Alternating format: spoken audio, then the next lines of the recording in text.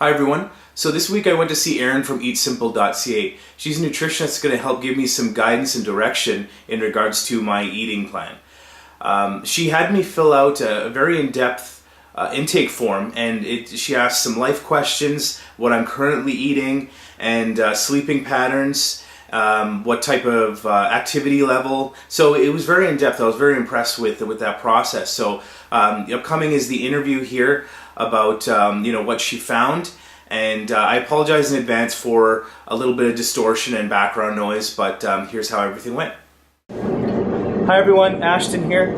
I'm here with Erin from Eat Simple, and I told you guys briefly about my struggles or my challenges when it comes to eating last video. And basically I'm finding it hard to keep consistent when it comes to my eating, and when it does come to that reward system or that cheat meal or that indulgence meal, I tend to go off the rails a little bit. So I'm here to speak with Erin about, to find out a little bit more about maybe what I'm doing wrong, or to get some input. And I'd love for you guys to hear what she has to say as well. So based on your findings, what can you tell me about what's going on inside here? That's a great question, because that's what we do dig into in this process, is what's happening inside you, and it's important to do that. Before anybody gives you a nutrition protocol, they need to know what's happening with you, Ashton, right? So what I found with you is that you're suffering through a situation or a condition known as dysglycemia. So what's dysglycemia? We probably heard of hypoglycemia. Yeah. A lot of people refer to themselves as being hypoglycemic if their blood sugar crashes. When they have a blood sugar crash, they feel they're hypoglycemic. If they can't go 3 hours without eating, without getting into a bad mood or lightheaded, they call themselves hypoglycemic. In fact, they're dysglycemic. Dysglycemia is a dysfunction of the ability to balance insulin and glucose. It's really the hormone insulin is sort of at fault in this situation. It just doesn't know what to do. Okay. And that's because we've kind of been feeding ourselves wrong. And I use the word wrong, lightly, just take with a grain of salt. Mm-hmm. The body knows how to process food and how to get nutrients into our cells. We kind of start to get out of its way. And the way we've been eating the last sort of couple of decades is really fueling the dysglycemia fire. It's creating these giant insulin spikes, these drastic insulin crashes that are hard to recover from. So that's when you go on a cheat day, your body is not really able to process whatever it is that you're cheating with, if it's pizza or ice cream or whatever it might be. Okay. Your insulin, that sort of insulin response isn't working with you at the moment. Okay. So when you go off the rails and you feel like you can't control your energy levels and the quantity of your food, it's because it's not really any fault of your own. It's because inside of you, insulin and glucose are just up and down roller coaster extremes. Right. We want to get it sort of with this sort of rolling hill scenario that it's meant to be. So that's where the work is going to begin with you. Okay. Once you get insulin working properly, your energy levels will skyrocket. Weight management becomes an easier sort of target to hit. Yeah. The body just feels better. You just feel better, healthier, happier. Okay. Insulin is a really important hormone that we're not paying attention to. Okay. Interesting. So what should I be doing to keep my mood and energy kind of consistent throughout the day? Right, well, that comes back to insulin. Most of your protocol will come back to insulin. And at a very, very high level, I encourage switching our fuel source to more of a fat, believe it or not. Switching our fuel source to fat, away from carbohydrate. It's a slower burn energy. The body actually prefers to use fat to convert it to glucose, which is the sort of that very essential energy unit that the body uses. So it gives you a sustained energy.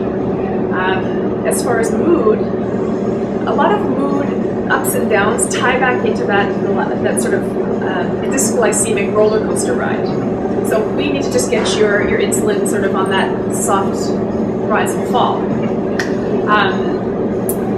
Focusing on fat and protein, maybe a little bit away from carbohydrate, not anti-carb, any stretch, but switching your fuel source that way will just have, right across the board, it'll improve your mood, it'll improve your your energy levels and your just general feelings of health. Okay. It takes time though, it doesn't happen overnight. It's a paradigm shift. Okay.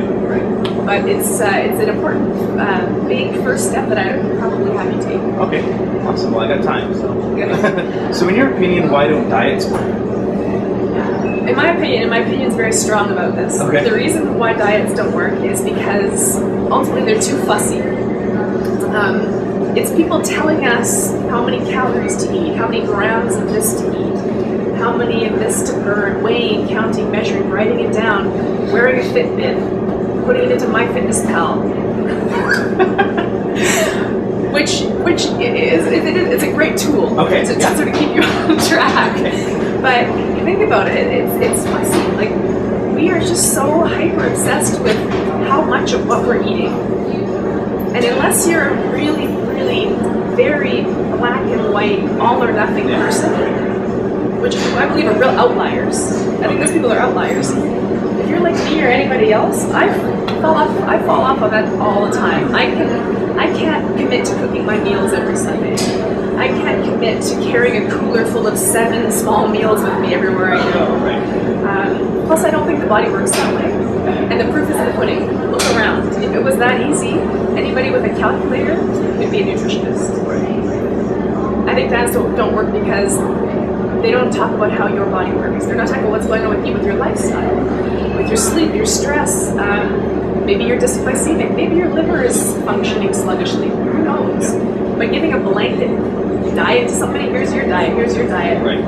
Here's the diet for you. It just doesn't work. There's no way that would ever work. It doesn't make sense. Yeah, no. So planning seems to be an important part of success when it comes to eating. So can you give myself and the viewers maybe a tip on how to plan a healthy eating day? Right, so I just finished saying that I find a lot of the meal planning stuff a little bit fussy for the average person to commit to. Okay. The best tip I could give is to know what's on your foods to use list and what's on your foods to lose list. Like, have knowledge of what foods work for you and what foods work against you.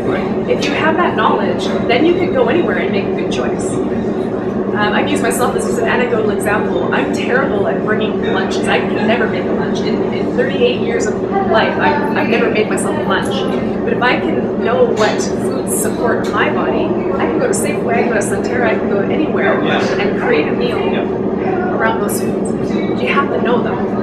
And as you don't know them by reading a blog post somebody shared on Facebook of the diet of the week. You have to know what works for you individually. Once you know that, that's your shopping list. That's your grocery list. That's your foods to choose from. It puts inside. Yeah. So right off the bat, we're adding variety in that way, and then we're educated wherever we go, right? Yeah. So I think a lot of times nutritionists, dietitians, we really get into the weeds of creating meal plans. Like, here's what you're going to eat for 7 days. Well, I don't know. I don't know how to make. I don't know how to cook. I'm not going to cook for you. I'm not going to tell you how to put meals together. I'm just going to tell you here's the foods you need to eat. And that makes it actually very simple. To look at a menu, for dinner, look at a menu. I know on this menu what foods I can eat and which ones I should stay away from. And you can go anywhere and eat, and you can go anywhere and eat and find things that will support you. You know what you need to look for. So I learned a lot. I learned about dysglycemia. I learned that my insulin response isn't working properly and I need to pay attention to that. And I learned that a way to sustain my energy throughout the day and keep my mood a little bit more regulated is to use healthy fats. So I hope you guys learned something from that.